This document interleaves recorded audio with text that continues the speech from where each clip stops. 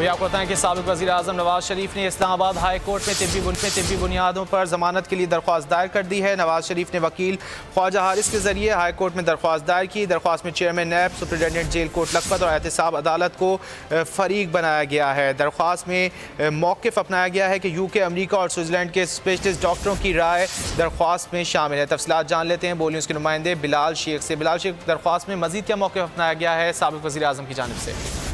जी, इस दरख्वास्त में अमेरिका, बरतानिया, स्विट्जरलैंड के जो डॉक्टर्स हैं उनकी सर्टिफिकेट्स, मेडिकल सर्टिफिकेट्स लगाए गए हैं, जिसमें ये इस्तदा की गई है कि नवाज शरीफ के जो टेस्ट किए गए हैं 6 महीने के, जो उनके 6 हफ्ते की जो उनकी जमानत थी, उस दौरान उनके टेस्ट किए गए हैं, जो इस बात का सबूत है कि वो दिल की शरेआन के आर्ज़े मुब्तला हैं और उनका पाकिस्तान में इलाज मुमकिन नहीं है।